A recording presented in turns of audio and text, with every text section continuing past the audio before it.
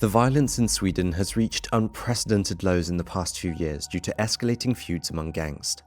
During these past few years, many innocent civilians as well as innocent family members of those involved have been targeted and fell victim to these excessive outbursts of violence. Whatever the Swedish police have tried over the years, they haven't been able to put a stop to it. However, it seems like one of Sweden's key players has decided to step up to the plate and make an end to it all. But will he be able to do that? This is the story of Mustafa Aljiburi, also known as Benzema, and his attempt to stop the violence in Sweden. I was investigating a new Swedish organisation called Liga and found out that this was actually ran by Mustafa. After years of chaos in Sweden, it looks like he wants to do things differently with his organisation from now on. For those of you who haven't watched my video about him yet and are unfamiliar with who he is, Mustafa is one of the key players in Sweden's narcotics underworld. By the media, he is seen as an important member of the Foxtrot gang and as Foxtrot leader Rawa Majid's right-hand man. However, upon further investigation, this is not the case at all. Mustafa was never the right-hand man of Rawa Majid. Mustafa is also the mastermind behind faking his own death in an attempt to collect the bounty on his own head, which was insane. There's much more to his story, so be sure to check out the video on my channel. To understand his reason for setting up a new organisation and changing his way of working, we first have to explain the current situation in Sweden. Why does he want to do things differently? Let's dive into it. A lot has happened in the past few years in Sweden with regard to gang violence. Despite still being perceived as an affluent and peaceful country, the numbers don't lie. In 2022, the number of shootings in Sweden reached a total of 391. This is the highest number observed in the period between 2017 and 2022. 62 of those shootings in 2022 were fatal, which was an increase of 17 fatal shootings in Sweden compared to the previous year. But that's just the shootings. The amount of bombings has surged at the same pace as well, both putting innocent Swedish people at risk of becoming a victim. Despite there being many aggressors causing these numbers, one is most often mentioned by the Swedish news outlets. His name is Rawa Majid. Born in 1986 in Iran to Iraqi parents, he first touched soil in Sweden at just a few months old. It is known that he has been involved in narcotic smuggling as early as 2010.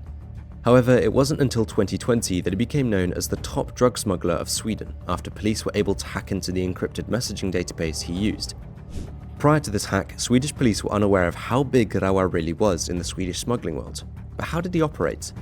Well, by now, Rawa Majid is better known as the Kurdish Fox, leader of the Foxtrot gang. The core members of the gang can be identified by their golden fox rings and chains they wear. The Foxtrot gang mainly focused on bringing in large shipments of drugs into Sweden and then sell them on to other gangs. They are also notorious because they do not shy away from using excessive violence. Rawa and his Foxtrot gang were involved in several heated feuds that turned Sweden upside down. One of those was the feud with the Bandidos, another gang in Sweden. Reason for the feud? 2 large shipments of drugs that were seized by Swedish police on February 11th and 14th of 2022. Both parties couldn't agree on who was to blame and who would cover the lost shipments.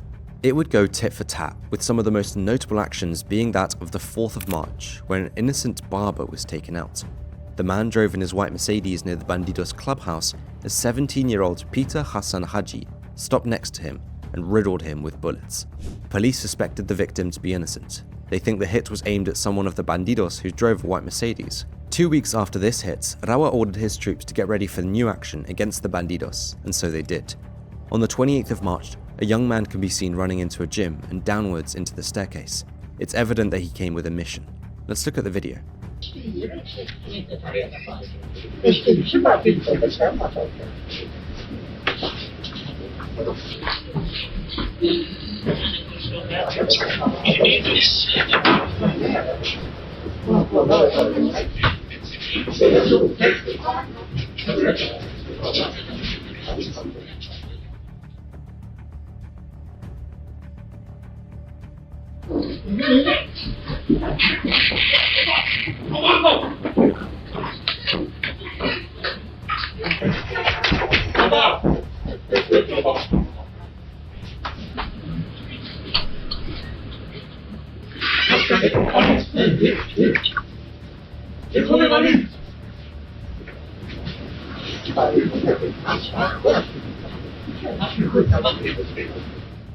The young man could be seen going downstairs into the gym area.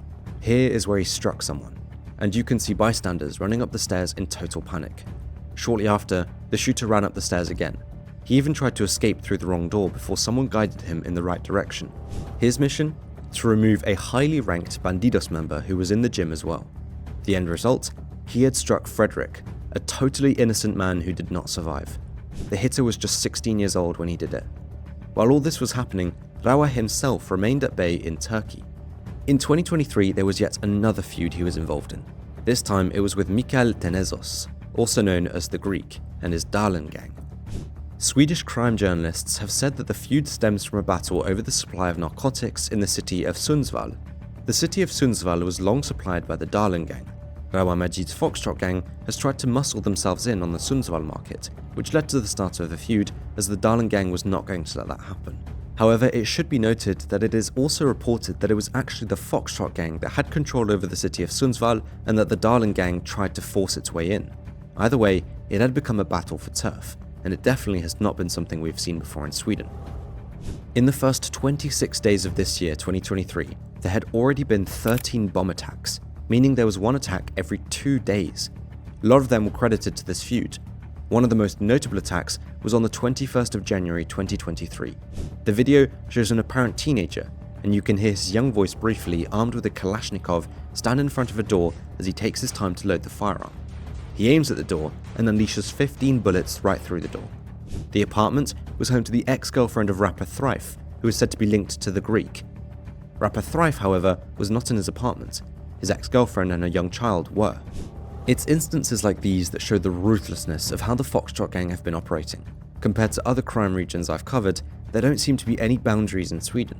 Revenge isn't just taken out on the people directly involved. In Sweden, they go after parents, partners, siblings, and so on. Another prime example coming up shortly, so stay with me. Besides all the feuds that Rawa was engaged in, there was also trouble brewing within his own Foxtrot gang. The past few months have shown the Foxtrot gang wasn't as tight as they used to be. In fact, a conflict had arisen within the gang itself, which led to members turning against each other. Ismail Abdo, also known as Strawberry, once a close confidant of Rawa and labelled as his right-hand man, had broken with Rawa after a personal dispute. Word on the street is that Rawa had stolen Ismail's stash worth several millions. This betrayal in turn led to a furious Ismail, who sought revenge for the theft and went after everyone related to Rawa and his gang. Rawa in his turn would strike back even more aggressive. This feud would cause a lot of violence and destruction in Sweden yet again, though it started off in Turkey on the 6th of September 2023. On CCTV footage, it could be seen that 2 men arrive on a moped. One of them hopped off and fired several shots towards 5 people, members of the Foxtrot gang. These 5 people in turn fired back, and no one was seriously injured. As immediate revenge for the shooting, the 60-year-old mother of Ismail Abdo was taken out just a day later. Though we've seen a lot of unprecedented lows already, this is a good depiction of how ruthless Rawa and his gang were. Not even someone's mother was safe. 4 days later, there was another shooting. This time it was aimed at Rawa's mother-in-law. A man repeatedly knocked on her door, however she did not open. After a few minutes, the man shot at her apartment and fled. Had she opened that door, she most likely would have not survived. Ismail's plan failed. Then, 2 days after that shooting, a man was taken out in a stairwell of his apartment building. Upon further investigation, it was determined that the man, Mogos, did not have any connection to the conflict and was at the wrong place at the wrong time. The intended target was a family member of Rawa. These insane amounts of violence, paired with the total ruthlessness, caused those directly involved, the gang members, to flee the country. The previous attacks have shown that since the key role players in the feud couldn't get to each other, they decided to go after their family members. This led to some of their family members and other relatives fleeing the country as well for their own safety. I can't sleep at night because I don't know if my front door is going to explode or if someone crazy is going to enter and shoot us. We are absolutely terrified, said an anonymously interviewed family member who has nothing to do with the feud except being family to someone involved. This feud caused further division within the underworld of Sweden, leading to a shift in gangs that were allies of each other. For example, Rawa's Foxtrot gang were once close with the Zero Network. I've made a video about them as well. However, as the feud went on, the Zero Network decided to switch sides and now became loyal to Ismail's gang. This is just one of the many examples of allies proving to be unreliable in times of these conflicts. It didn't take long before Mustafa Aljiburi, who then was still a member of the Foxtrot gang, would become a target as well. On the 25th of September, just a few minutes past 9 in the evening, an explosion went off in the stairwell of an apartment building in Hässelby. It wasn't some small explosion. This explosion was very powerful. It was made and placed with the intent to cause serious harm to the targeted apartment and potentially even the people inside. A CCTV camera captured the sound of the explosion. Let's listen to it. Pictures of the aftermath show that the explosion did not only damage the front door of the building, but also the back door. The doors were quite literally blown away on both sides. 3 people had gotten hurt and were taken to the hospital. Luckily, none of them were seriously injured. It turned out that this attack was aimed at Mustafa's family members. The crime scene in Hasselby wasn't even cleaned up yet when there was already another explosion just 9 hours later, this time in Linköping, almost 300 kilometers away from Hasselby. It was 6 in the morning when residents were abruptly shaken out of their bed by an explosion so ferocious that the entire front of the apartment building flew off. The bomb was placed in the stairwell of the building once again. After the explosion, you could see the inside of one of the apartments. All the residents of the building were immediately evacuated and taken to a nearby gymnasium for their own safety. According to the bomb squad that arrived on the scene, the building was so damaged that certain parts could collapse completely. Despite the magnitude of the explosive, only 2 women suffered minor injuries. It could have been way worse. Local Linköping police officer Ann-Christine Renström could not yet confirm that the attack was directly related to the Foxtrot gang feud, but I can tell you it was. The intended target was once again related to Mustafa. This time, it was the family member of his wife, with the attack being per the orders of Ismail Abdo. With the rising amount of brazen attacks, it was only a matter of time before more people unrelated to the feud would become the victim. On the 27th of September, it happened again. A major explosion that took place in Uppsala, destroying several homes. The intended target was a relative of Rawa. Instead, a 24-year-old woman who lived in a neighboring house and had nothing to do with the ongoing conflict did not survive the blast. This was per the orders of Ismail, and those directly involved started to say that Ismail only managed to take out innocent civilians and not those directly related to the feud. In the entire month of September, there had been 11 fatal shootings, many of which were attributed to the feud between Rawa and Ismail. It marked the worst month for the country since records began in 2016.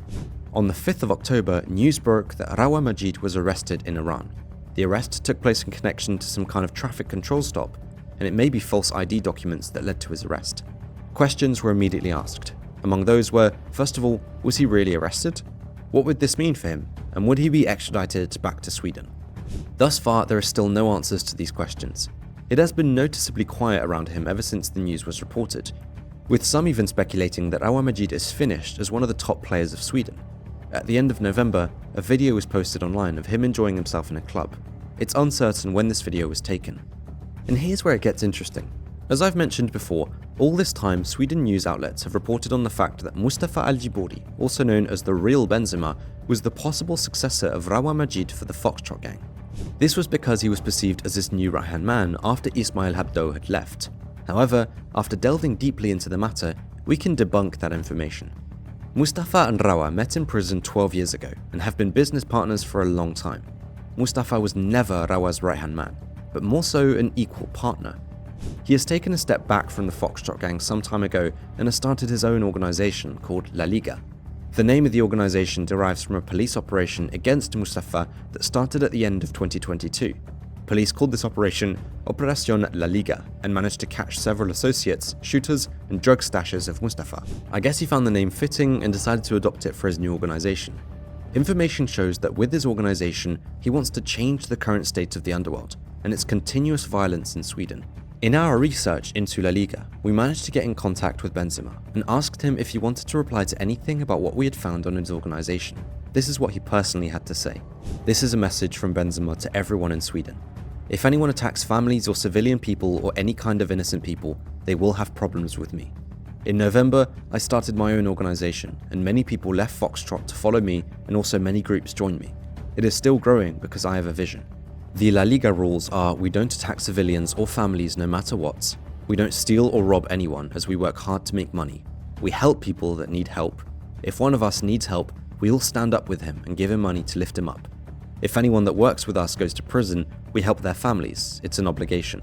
Most important is that we are very strong, but are not looking for problems. That's why we feed everyone that works with us, and nobody treats their workers in a bad way and use them like all other leaders did before, just taking advantage of everyone to get rich alone.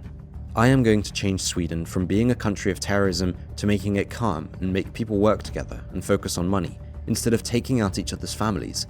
I am working hard on this thing, and I'm sure that I will succeed. After this war between Rawa Majid and Ismail Abdo, people got tired of all the shootings and bombings. People need to make money and have a normal life. At least their families need to have a normal life. So, for this reason, La Liga, team of number 9 Benzema, will be the biggest in Sweden and will be like nothing that someone's seen before. It's growing really very fast. His statement on the current situation in Sweden is clear. To back his own words, he also calls a halt to the violence via social media posts. For example, by posting the following message after yet another attack. So cowardly to attack innocent families and civilians who have nothing to do with this. Greetings from Benzema to all the young people. Whatever they offer you to blow things up, I'll pay double if you stay away from that shit. Think of your own families who could be affected. Also, don't let anyone manipulate you into involving families in the crime. It's not often that a former confidant takes such an aggressive stance against his old group and their ways. Rumours that many key players in the underworld of Sweden are done with the violence caused by these feuds have been doing its rounds for quite some time now. Everybody knows that feuds and constant tumult attract unwanted attention of news outlets and the police. This in turn is bad for business and negatively impacts the money these gangs can make. At the end of the day, that's all that matters for them. It leaves us with a lot of questions. The ones I have are, is a new time coming? Will we see an actual change in the underworld of Sweden? Will the gang-related crimes fall? Will Ismail and Rawa agree, or will they strike back against Mustafa? And lastly, will there be no more innocent victims? We'll have to see, because on the 17th of November, there was yet another shooting. At around 5 o'clock in the evening, the police were warned by residents who heard shots being fired. Upon their arrival, police found a man with shot wounds. The man, 35 years old, was taken to the hospital by ambulance, but unfortunately, he did not make it. After further investigation, the man was deemed to be a high-ranking criminal from the Swedish city Västerås. As immediate revenge for this act, a bomb attack was carried out 4 days later. However, the bomb didn't actually go off. Right past midnight, police were alerted about a potentially dangerous object laying in the stairwell of an apartment building. Forensic technicians and bomb technicians were called on site to investigate and neutralize the suspected object. Residents of the building had to be evacuated from their homes via their windows. It took several hours before the dangerous object had finally been refused. We don't know yet what it is, but it looks unmistakably like it was meant to explode or instill fear, said Ola, police press spokesperson. Had it gone off, it could potentially have caused innocent victims once again.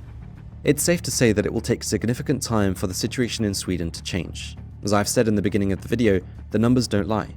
All we can do is keep a close eye on the situation. With most of the key role players living abroad, it will remain hard for them to take each other out, thus leaving those around them vulnerable for retaliation. If you like the video, please be sure to leave a like, a comment sharing your thoughts, feedback, or video ideas, and definitely be sure to subscribe to the channel and help me get to that magical 100,000 subscribers mark.